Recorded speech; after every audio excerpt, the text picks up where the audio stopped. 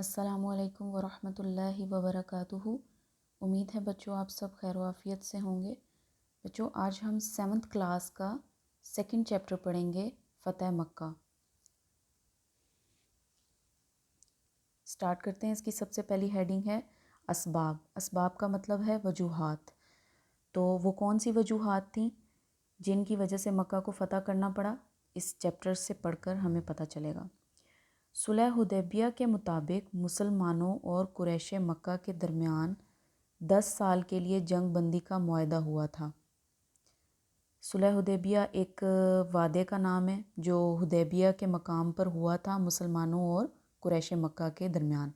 اس وعدے میں یہ بات طے کی گئی تھی کہ 10 سال تک جنگ نہیں کی جائے گی۔ اس معاہدے کی روح سے، یعنی اس معاہدہ ہوتا ہے وعدہ، معاہدے کا مطلب ہوتا ہے وعدہ۔ اس معاہدے کی روح سے یعنی اس کے مطابق عرب قبائل، عرب ایک اور قبائل جو ہیں وہ یعنی عرب میں رہنے والے جو قبیلے ہیں، قبیلے کی جمع ہے۔ عرب قبائل میں سے بنو خزاع ایک قبیلے کا نام ہے، مسلمانوں کے حلیف ہو گئے، یعنی وہ مسلمانوں کے ساتھی تھے۔ حلیف کا مطلب ہوتا ہے ساتھی، ساتھ دینے والے، اور ان کے حریف ہوتا ہے دشمن۔ بنو بکر نے قریش سے معاہدہ کر لیا، یعنی بنو بکر جو تھے وہ قریش کے ساتھ مل گئے اور بنو خزاع جو تھے وہ مسلمانوں کے ساتھ مل گئے۔ صلح حدیبیہ کے تقریباً 2 سال امن سے گزرے۔ وہ جب صلح حدیبیہ کے مقام پر جو وعدہ ہوا تھا اس کے بعد 2 سال جو ہیں وہ امن سے گزر گئے، ٹھیک گزر گئے، نارمل گزرے، کوئی جنگ نہیں ہوئی، کوئی لڑائی نہیں ہوئی۔ لیکن قریش مکہ کو یہ امن پسند نہ آیا۔ ان کے حلیف قبیلے یعنی بنو بکر، کن کے حلیف؟ قریش کے۔ قریش کا جو ساتھی قبیلہ تھا بنو بکر، اس نے کیا کیا؟ مسلمانوں کے حلیف قبیلے جو مسلمانوں کا ساتھی قبیلہ تھا بنو خزاع، اس پر حملہ کر دیا۔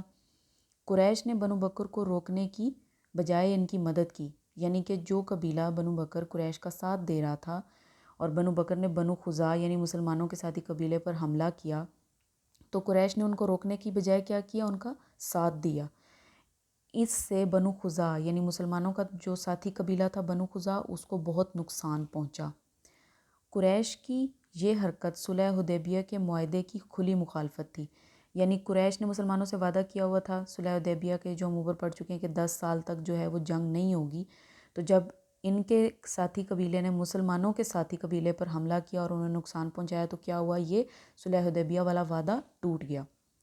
چنانچہ رسول اللہ صلی اللہ علیہ وآلہ وسلم نے قریش مکہ کے سامنے، تو حضور پاک صلی اللہ علیہ وسلم نے کیا کیا؟ قریش مکہ کے سامنے 3 شرطیں پیش کیں، 3 کنڈیشنز رکھیں تاکہ وہ ان میں سے کوئی ایک شرط منظور کر لیں، کوئی ایک شرط ان کو قبول ہو۔ تو وہ کون کون سی تھی؟ ایک ان میں سے یہ تھی بنو خزاع کے مقتولوں کا خون بہا دیا جائے گا، یعنی بنو بکر نے جو قریش کا ساتھی قبیلہ تھا، انہوں نے جو مسلمانوں کے ساتھی قبیلے بنو خزاع کے لوگوں کو قتل کیا تھا، ان کو مقتول کہتے ہیں۔ جو قتل ہو جاتا ہے وہ کیا ہوتا ہے؟ مقتول ہوتا ہے۔ ان کو جو قتل کیا تھا اس کا خون بہا دیں گے، یعنی ان کے قتل کے بدلے میں آپ کچھ قیمت دیں گے، کوئی چیز اس کی کسی چیز کی صورت میں اس کی بھرپائی کریں گے۔ بنو بکر کی حمایت سے الگ ہو جائیں گے، بنو بکر کی حمایت سے الگ ہو جائیں، یعنی کہ یا تو وہ ان کا قریش کے سامنے یہ شرطیں رکھی گئی تھیں کہ یا تو وہ جو انہوں نے دوسرے بنو خزاع کے قبیلے کے لوگوں کو مارا ہے اس کا خون بہا دیں، یا بنو بکر کا ساتھ چھوڑ دیں، یا پھر صلح حدیبیہ کے معاہدے کو ختم کر دیا جائے، یعنی باقاعدہ بھی اس کا اعلان کریں۔ چھپ کر تو وہ جنگ کر کے توڑ ہی چکے تھے، لیکن زبان سے کلیئرلی انکار کر کے بتا دیں کہ وہ جو پرومس کیا تھا وہ ختم، وہ معاہدہ ختم۔ اس سے اگلی ہیڈنگ ہے واقعات۔ تو یہ جو ایک چیز اور کلیئر کرتی چلوں کہ یہ جو پیچھے یہ جو جنگ کی دونوں قبیلوں نے آپس میں، بنو بکر اور بنو خزاع نے، یہ بھی وجہ بنی تھی مکہ کو فتح کرنے کی، یعنی مکہ جو فتح ہوا تھا اس کے پیچھے ایک یہ بھی وجہ تھی ان دونوں قبیلوں کی لڑائی۔ واقعات میں قریش نے صلح حدیبیہ کے معاہدے کو ختم کرنے کا اعلان کر دیا۔ انہوں نے تیسری شرط منظور کی تھی قریش نے، یہ جو حضور پاک نے 3 شرطیں رکھی تھی اس میں سے تیسری شرط جو ہے وہ قریش نے منظور کی، اور کیا کیا؟ اس وعدے کو ختم کرنے کا اعلان کر دیا، اگرچہ انہیں بعد میں اس پر ندامت ہوئی، یعنی انہوں نے جو یہ فیصلہ لیا تھا کہ ہم صلح حدیبیہ کا معاہدہ ختم کر دیں گے، بعد میں وہ اس پر شرمندہ بھی ہوئے تھے، ندامت ہوئی، شرمندگی ہوئی، افسوس ہوا، پچھتائے کہ ہم نے وہ وعدہ کیوں ختم کیا ہے، مگر وقت ان کے ہاتھ سے نکل چکا تھا۔ اس کے بعد رسول اللہ صلی اللہ علیہ وآلہ وسلم نے رازداری کے ساتھ قریش مکہ سے لڑائی کے لیے تیاری شروع کر دی۔ رازداری سیکریٹلی، خفیہ، چھپ کر تیاری شروع کر دی، کیونکہ اگر انہیں پتہ چل جاتا تو وہ اس تیاری میں بھی رکاوٹیں پیدا کرتے۔ آخر کار 10 رمضان یعنی رمضان المبارک کا مہینہ تھا، 10 تاریخ تھی، 8 ہجری کو 10,000 مسلمان مدینہ منورہ سے مکہ مکرمہ کی طرف روانہ ہوئے۔ حضور پاک صلی اللہ علیہ وسلم کے ساتھ کتنے؟ 10 رمضان 8 ہجری کو 10,000 مسلمان مدینہ سے مکہ کی طرف روانہ ہوئے۔ لشکر نے مکہ مکرمہ کے قریب پہنچ کر پڑاؤ ڈالا یعنی خیمے لگائے، وہاں پہ تھوڑی دیر کے لیے رک گیا، ٹھہر گیا۔ اس موقع پر ان کے سردار تھا ابو سفیان، حضور صلی اللہ علیہ وسلم کی خدمت میں حاضر ہوئے اور اسلام قبول کر لیا۔ یہ قریش کی طرف سے تھے پہلے، پھر یہ حضور پاک صلی اللہ علیہ وسلم کے پاس آئے جب جو لشکر تھا وہ رکا ہوا تھا مکہ کے قریب، اور اسلام قبول کر لیا۔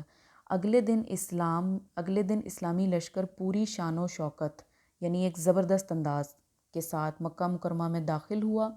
بعض جگہوں پر لوگوں سے جھڑپیں ہوئیں، چھوٹی موٹی لڑائیاں، چھوٹے چھوٹے گروپس کی صورت میں فوجی آتے تھے اور آپس میں لڑتے تھے، جس میں کافروں کا کچھ نقصان ہوا، یعنی انہی کے لوگ مارے گئے۔ مکہ مکرمہ میں یہ کافر کس کی طرف تھے؟ قریش مکہ کی طرف سے تھے۔ مکہ مکرمہ میں داخل ہوتے وقت آپ صلی اللہ علیہ وآلہ وسلم نے اعلان فرمایا کہ جو شخص ابو سفیان کے گھر میں پناہ لے، یہ ابو سفیان وہی ہیں جنہوں نے جب لشکر مکہ کے قریب رکا ہوا تھا تو حضور پاک کے پاس آ کر اسلام قبول کیا تھا، ان کے بارے میں حضور پاک نے فرمایا کہ جو شخص ابو سفیان کے گھر میں پناہ لے گا یعنی ادھر چھپ جائے گا ان کے گھر میں جا کر، یا ہتھیار ڈال دے گا یعنی جنگ نہ کرنے کا فیصلہ کرے گا، ہتھیار ڈال دینا، جنگ نہ کرنے کا فیصلہ کرنا یا جنگ چھوڑ دینا، یا خانہ کعبہ میں پناہ لے گا یا خانہ کعبہ کے اندر جا کے چھپ جائے گا یا اپنے گھر کا دروازہ بند کر دے گا، تو اس کو امان حاصل ہوگی، یعنی اس کو ہم لوگ کچھ نہیں کہیں گے۔ مسلمان جو مکہ کو فتح کرنے کے لیے آئے تھے، جو لوگ یہ والی چیزیں کریں گے، ابو سفیان کے گھر میں چلے جائیں گے، ہتھیار ڈال دیں گے، خانہ کعبہ میں پناہ لیں گے، اپنے گھر کا دروازہ بند کر لیں گے، تو اس کو حضور پاک صلی اللہ علیہ وسلم اور ان کا لشکر کچھ نہیں کہے گا۔ اس کے بعد رسول اللہ صلی اللہ علیہ وآلہ وسلم بیت اللہ میں داخل ہو گئے، یعنی خانہ کعبہ میں داخل ہو گئے۔ وہاں بہت سے بت موجود تھے۔ آپ صلی اللہ علیہ وآلہ وسلم نے بتوں کو توڑنا شروع کیا۔ آپ صلی اللہ علیہ وسلم بت توڑتے جاتے اور کہتے جاتے، حق آ گیا اور باطل مٹ گیا۔ حق یعنی سچ آ گیا۔ سچ کیا تھا؟ دین اسلام تھا۔ اور باطل مٹ گیا یعنی جھوٹ ختم ہو گیا۔ بے شک باطل مٹنے ہی کی چیز تھی۔ بے شک جھوٹ جو ہوتا ہے وہ کس لیے ہوتا ہے؟ مٹنے کے لیے ہوتا ہے۔ جھوٹ زیادہ دیر نہیں چلتا۔ اس سے ہمیں یہ بھی سبق ملتا ہے۔ سورۃ بنی اسرائیل آیت نمبر 81 ہے، یہ اس کا ترجمہ ہے۔ عام معافی کا اعلان۔ اس کام سے فارغ ہو کر، کس کام سے؟ خانہ کعبہ میں جا کر بتوں کو توڑ کر، اس کام سے فارغ ہو کر آپ صلی اللہ علیہ وآلہ وسلم نے قریش مکہ کو جمع کیا اور ان سے پوچھا، آپ مجھ سے کس قسم کے سلوک کی امید رکھتے ہیں؟ یعنی آپ صلی اللہ علیہ وسلم نے مکہ کے جو قریش تھے، لوگ تھے، ان سے پوچھا کہ اب مجھ سے کس قسم کے رویے کی توقع ہے، کیا امید رکھتے ہو مجھ سے؟ انہوں نے جواب دیا، آپ صلی اللہ علیہ وسلم شریف بھائی اور شریف بھائی کے بیٹے، شریف بھائی ہیں اور شریف بھائی کے بیٹے ہیں، یعنی اس کو اگر شارٹ کٹ کریں تو وہ کہنا چاہتے تھے کہ آپ بہت شریف انسان ہیں۔ اس پر حضور صلی اللہ علیہ وآلہ وسلم نے فرمایا، پھر جب ان کی یہ بات سنی قریش مکہ کی، تو اس پر فرمایا، جاؤ تمہارے قصور معاف کیے گئے، یعنی تمہاری ساری غلطیاں معاف کر دی گئی ہیں، تم سب آزاد ہو۔ یعنی آپ صلی اللہ علیہ وسلم نے ان میں سے کسی کو بھی سزا نہیں دی۔ نیکسٹ پیج پر آ جائیں بچوں۔ اس کے بعد آپ صلی اللہ علیہ وآلہ وسلم نے یہ خطبہ ارشاد فرمایا۔ خانہ کعبہ میں ہی موجود تھے، بتوں کو توڑ دیا، کافروں کو معاف کر دیا۔ اس کے بعد ایک خطبہ دیا، لوگوں، اللہ تعالیٰ کے سوا کوئی عبادت کے لائق نہیں، اس کے ساتھ کوئی شریک نہیں، اس نے اپنا وعدہ سچا کیا، اس نے اپنے بندوں کی مدد کی اور کافروں کے تمام لشکروں کو شکست دے دی، یعنی کافر ہار گئے اور مکہ فتح ہو گیا۔ تو یہ اللہ تعالیٰ نے جو مسلمانوں سے پرومس کیا تھا کہ وہ اللہ تعالیٰ جو بھی اسلام قبول کرے گا تو اللہ تعالیٰ اس کی مدد کریں گے، اللہ تعالیٰ نے وہ وعدہ پورا کر دیا اور دین اسلام کو سربلندی عطا کی۔